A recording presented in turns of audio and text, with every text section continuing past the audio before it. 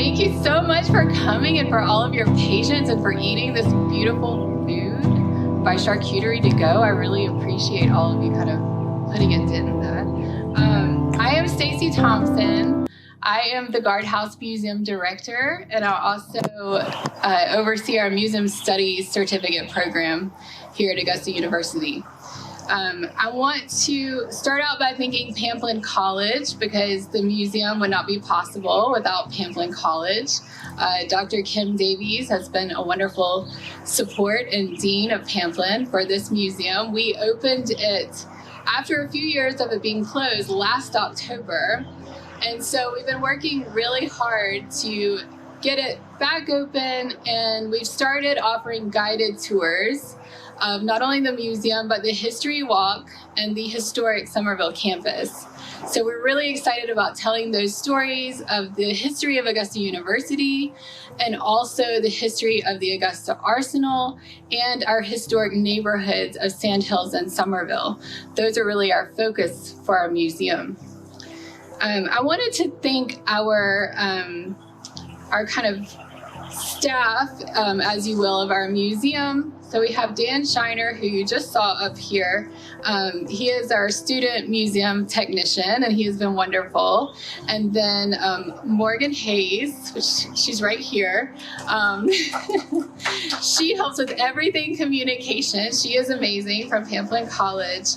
And I also wanted to thank our internal committee, Dr. Jennifer Trenzo, Steve Hardy, Dr. Stephanie Rollerson, Dr. David Bulla, Dr. Melissa DeVelvis, Dr. Ruth McClellan Nugent, and Dr. Leanne Caldwell, as well as Mike Kessler. They have been amazing supports internally.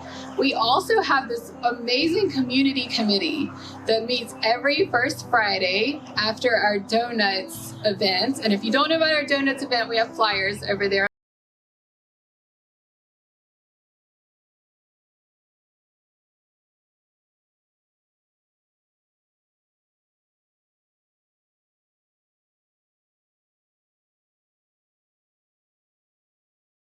Committee, as well as Dr. Bob Reeves and David Tucker. So I really want to extend my thanks to them. I also want to recognize some really important trailblazers here before Dr. Johnson speaks. So Dr. Roscoe Williams is here with his family. So let's give him a round of applause. He made such a huge difference at Augusta University and Augusta State. And then Lenny Carlson, let's give him a round of applause. Lenny, your story is so inspirational, and you'll see that it is represented here in our exhibit. So I will invite you all to enjoy our exhibit after our special speaker. Dr. Jim Garvey is Professor Emeritus, and he will introduce our speaker. Thank you. Thank you, Stacy.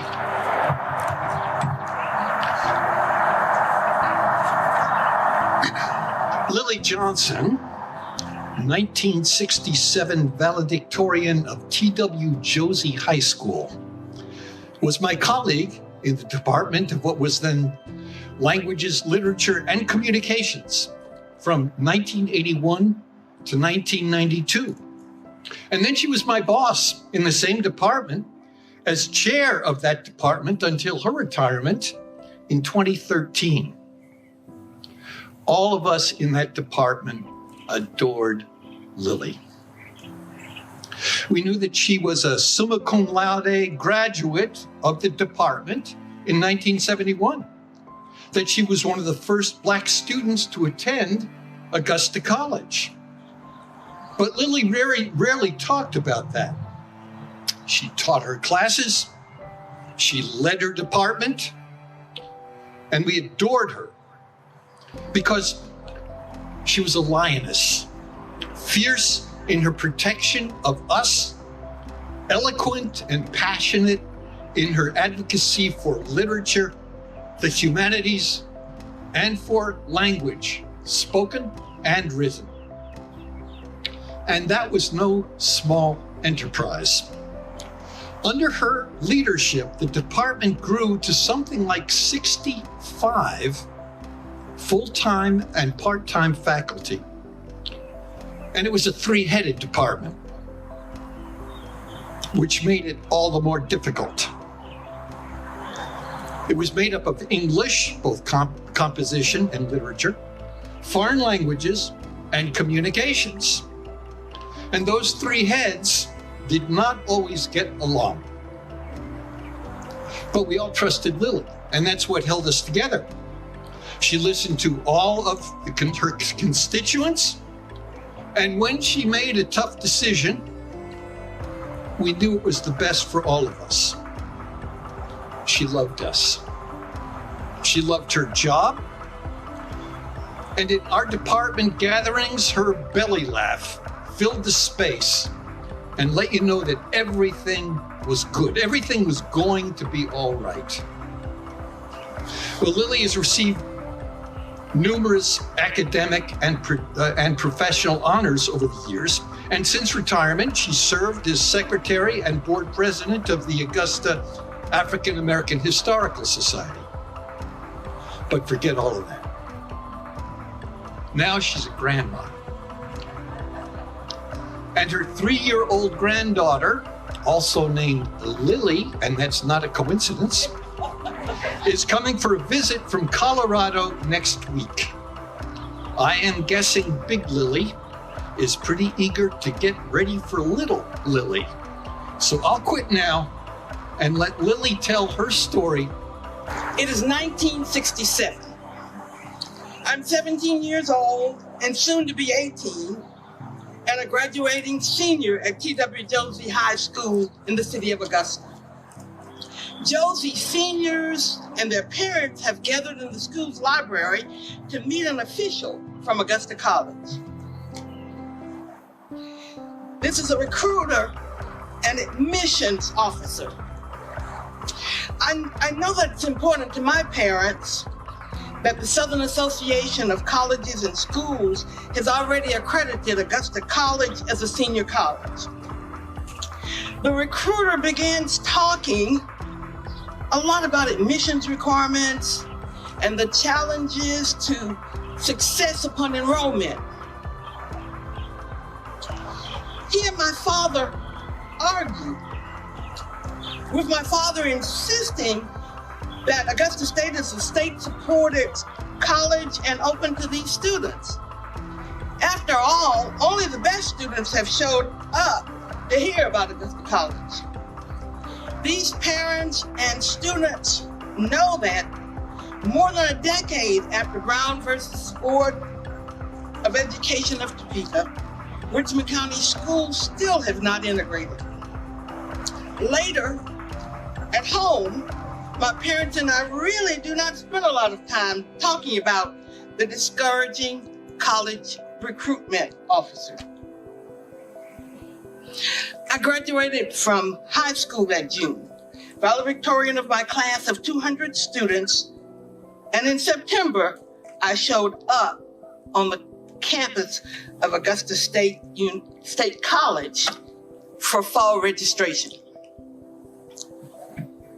So begins the whirlwind journey that I invite you to take with me. I'll be using the photographic phenomenon known as the selfie. Why that choice, you ask? The answer is simple. The selfie will make it clear that the lens to which you see are solely mine. The selfie, the snapshot capturing a moment in time is, for better or worse, my truth. I'm holding the camera at arm's distance and pointing it at myself. Selfie 1, Augusta College student. Registration at Augusta College in the fall of 1967 aligned with expectations for freshmen. By the time I arrived at the front of my crowded line, the professor in charge cited the necessity of a certain SAT score in order to take English 101 the first quarter. I explained that I had a higher score than required. He responded by saying that all sections of the course were closed. At that point, the man next to him, who turned out to be the department chair, told him, and I'm quoting, "If she's an English major, put her in a class." That one act made me think I can make it here. There are very few Black students that first year, and in my major English, that would remain unchanged. In later years, I would get to know many of the white students with whom I attended classes, but not then. I volunteered in the Writing Center for a while and completed a few assignments for the college newspaper. I attended cultural events sponsored by the college and enjoyed basketball games. I consider myself an active student, but I would never have the lifelong college friends that my daughter, for example, has. My advisor for 4 years had no words of advice. That did not bother me. I knew the classes I needed to take, and there were teachers who encouraged and inspired me. Each year I made the dean's list, but I did not even know the honors night program occurred that first year. Every year after that, I made the cut to be invited. One composition teacher assigned me other work while the rest of the class reviewed grammar. My elementary and high school instruction in English served me well. In an upper division course, another professor assigned a 25-page paper to be written on Flannery O'Connor's comedy, No Secondary Sources Allowed. How liberating that was. English, music, and art faculty team taught humanity courses that moved respectively from ancient to modern times. Only the most elite schools in the country offered such an extraordinary academic experience. Soon after I started taking upper division courses, I met Dr. Heidi Atkins. She introduced me to 19th century British literature, romantic poetry, and Victorian prose. And that area of study remained my primary focus through pursuit of the master's degree at the University of Chicago and doctoral studies at the University of Georgia. Dr. Atkins would become one of my mentors. She was one of my daughter's godmothers, and she was a lifelong friend. As a student, I owned a seat in the library in Hardy Hall. I longed to know what Matthew Arnold, the poet and critic, deemed the best that has been said and thought in the world. I did not worry about grades, but about doing my best. I could go on and on about one exciting experience after another. Let me give you a few examples. I spent the summer of my junior year in Dijon, France, via the university system study abroad program. We students vacationed in Paris and on the Mediterranean Sea. My senior year ended with an invitation to the chair's office, not the same person I met at that first registration. This was a new chair, Dr. William Johnson.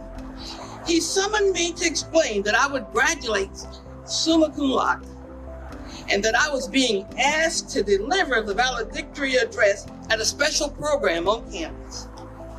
That event occurred once. I'm sure, an idea by President George Christenberry, the new president. No one asked to hear my speech prior to the event. But afterwards, President Christenberry asked for and received a copy. President Christenberry, Department Chair William Johnson, and Dean J. Gray Dinwiddie would play a major role in shaping Selfie 2, my transformation from instructor to professor. I was taking written exams in Chicago when I received a call from Dr. Bill Johnson, the English chair at Augusta. He invited me to interview for a position as instructor. In the middle of exams, I could not travel to Augusta. He offered me the position. 3 other doors had already swung open for me. Dr. George Kent, distinguished African-American professor at the University of Chicago, had taught me in a class. He asked me to stay at the University of Chicago.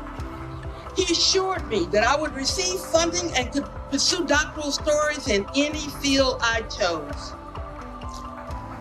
Another professor, Chicago, offered me a job teaching at a private school associated with his wife. My high school principal offered me a job at T.W. Josie High School. My parents, underpaid educators, had paid my way to study abroad and to study at the University of Chicago. I decided that the next time I engaged in graduate studies, I would be paying my own way. Actually, Augusta College sponsored the first year of doctoral studies at the University of Georgia via the Faculty Development in Georgia program. So, in 1972, after those 4 doors opened, I picked one and walked through it, and it was the door at Augusta College. In 1972, I was one of the 2 first Black teachers hired as full-time faculty at Augusta College. The other woman stayed 1 year. My association continued for the next 40. Some of that time on leave, completing doctoral studies at the University of Georgia. Back home in September, I began my teaching assignment. I arrived at one of my first classes. The students assumed that I was bringing a message from the instructor. When I explained that I was the instructor, one student, a middle-aged woman, asked for directions to the registrar's office. I provided those directions and continued with class. By the next day, enrollment plummeted. The first 2 years were tough. Committees, sometimes students and sometimes their parents, complained about everything that I did, but mostly about grading. My favorite word was revise. Only the revision score counted. With the detailed instructions I provided, it was inevitable that the revision would be better than the original paper. Still, the complaints poured in. They went to the chair, the dean, and perhaps the president. Evidently, they all supported me, or I would not have survived. Colleagues in the department were helpful too, sharing notes and advice. Once I received an assignment to teach a large class previously scheduled to be taught by a popular male teacher. There must have been 30 students in that night class. By noon the next day, 7 students remained. How much can you do wrong on the first night? It was clear, but the students had not had an authoritative Black teacher. Most of them had not had a Black teacher at all. I understood. But I found great satisfaction when my students finally began bringing their complaints, their problems, their questions to me. Actually, I have fond memories of students. There was a young woman leaving my office. She turned around to say, I don't know how I will finally do in this class, but I have learned more this quarter than I have ever learned. Throughout the rest of her time on campus, she would occasionally stop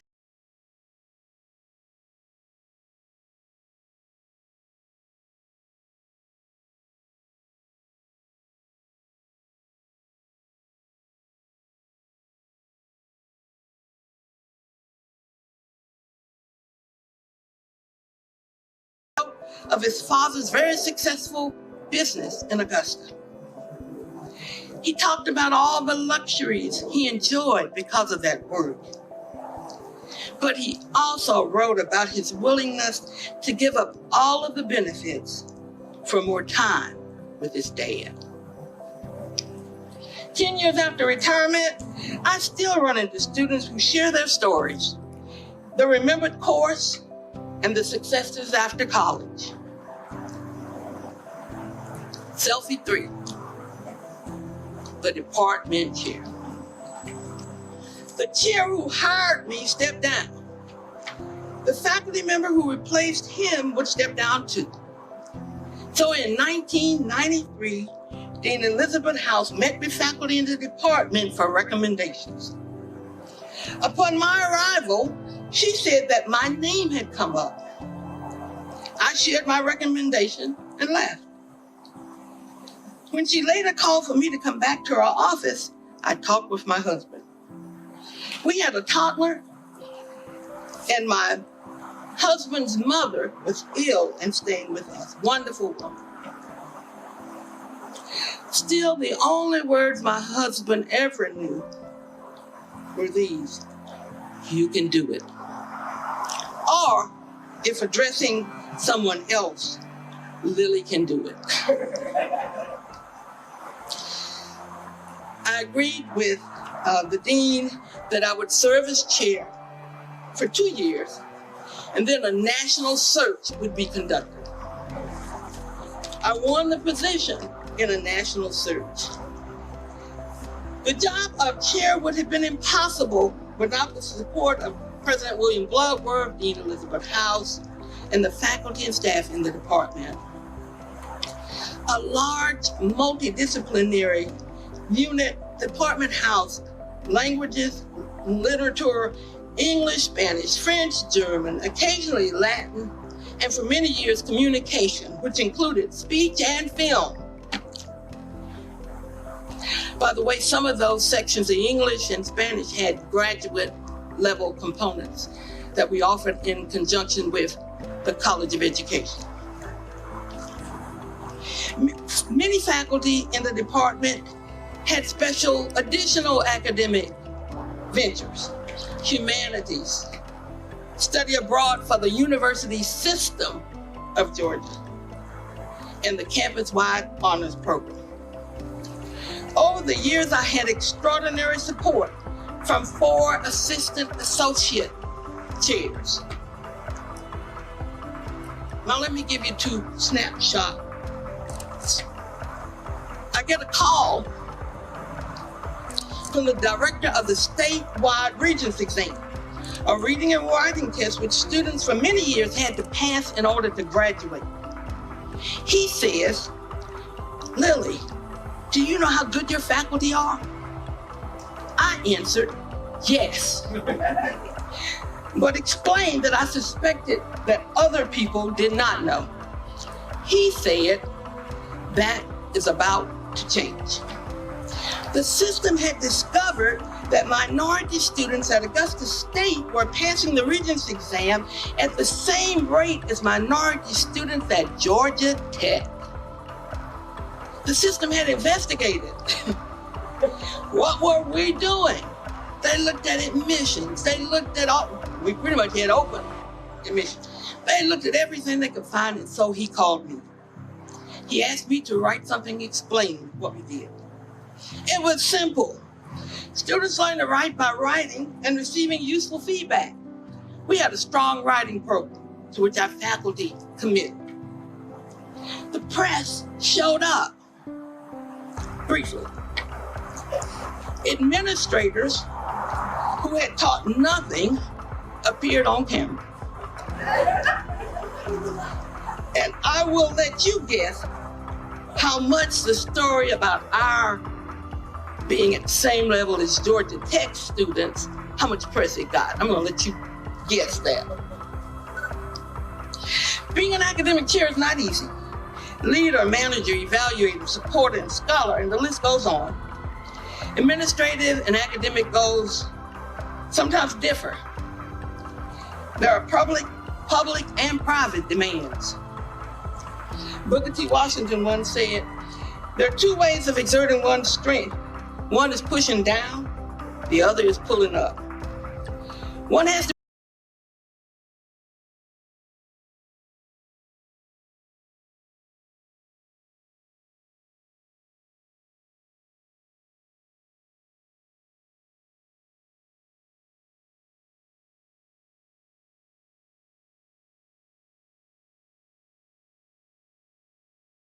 keep faculty informed.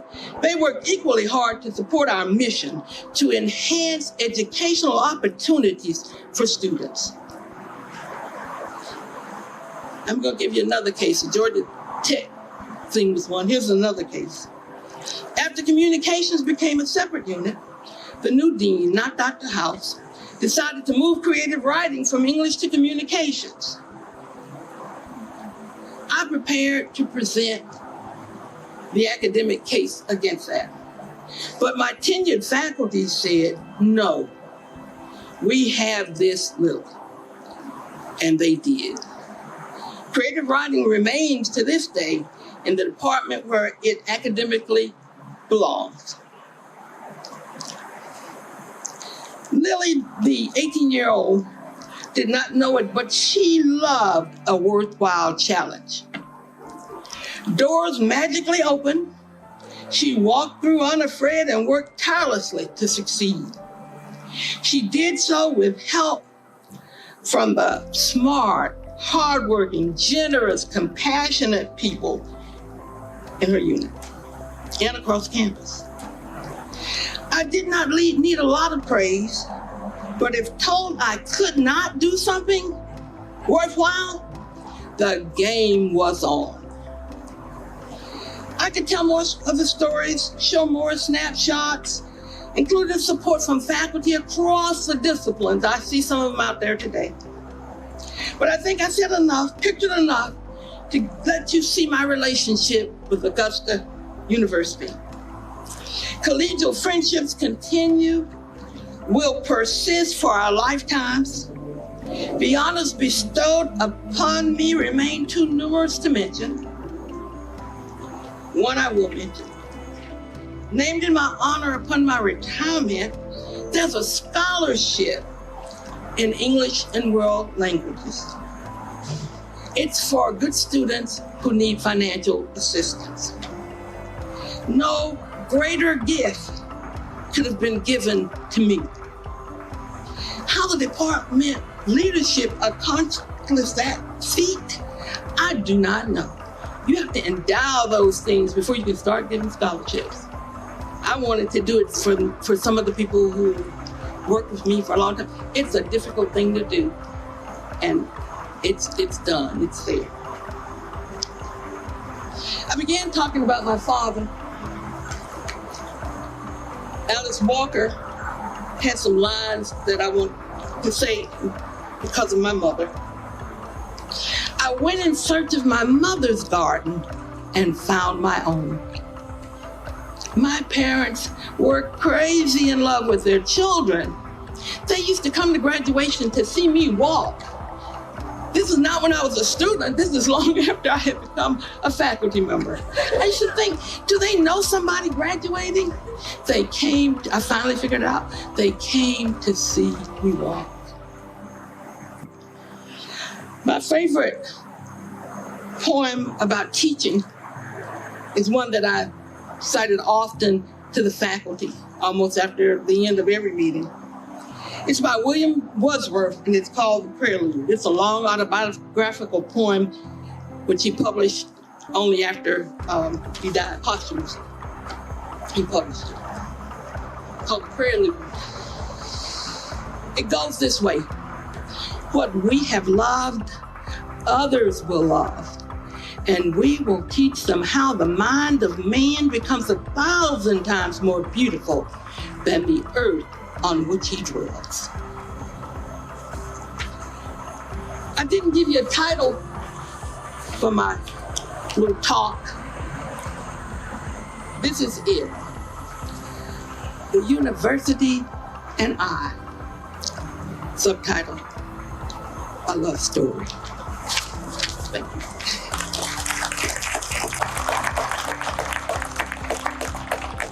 Dr. Johnson, thank you so much for sharing your story, your journey. You are an inspiration to us all. I want to invite all of you to come see the exhibition, to enjoy more food, pick up a pumpkin, and I hope that we can do this again soon. We have many trailblazers among us. So thank you very much. And one more thing, our museum is open Monday through Friday, 9 to 5. So you can bring friends back. Please feel free to come visit us again. Thank you again.